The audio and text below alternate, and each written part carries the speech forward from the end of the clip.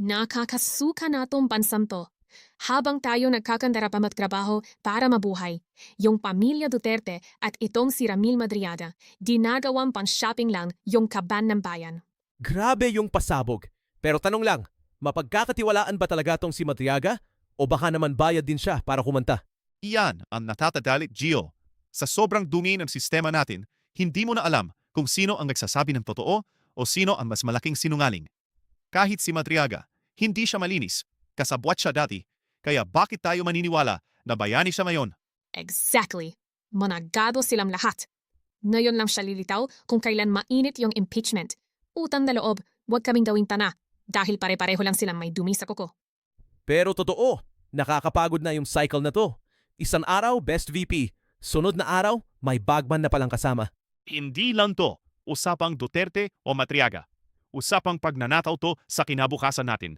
Bilyon-bilyong confidential funds na dinanaraw sa bag, habang yung mga ospital at paaralan natin naghihingalo. Bilyon sa bag? Gago? Yung bag do na puro resibo lang ng laman? Tapos sila tax natin, cash ang bitbit? Nakatagarit na pinatapanbul pa sila ng mga trolls sa internet habang garapala na tayong minanakaw. Kaya, siguro walang trust ngayon, no? Kasi kahit yung witness, amoy malansa rin ang background, parang wala ka ng kakapitan na kahit sino. At this point, wala na talaga tayong dapat pagkatiwalaan sa kanila. Ang kailangan natin ay managot silang lahat. Yung nagnakaw, yung nagdago, at yung mga kasabwat na nanahimik nung kumikita pa sila. Managot? Sa Pilipinas? Ulol. Baka bukas may bago na namang issue para matapunan to. Nakakapagod maging Pilipino. Kung ang mga pinuno mo, mas magaling pa sa magician kung matlako ng pera. Hinga ng malalim, Fiona. Pero totoo, ang hirap ng maniwala sa gobyerno kung ganito yung level ng drama at corruption na lumalabas. Si Madriaga on proof of how deep it goes.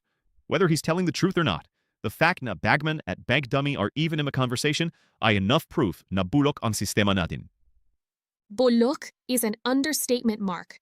Abo na tong bansa natin sa sobrang sunog ng korupsyon. Mamatay na sana ang lahat ng nagnanakaw sa mahihirap.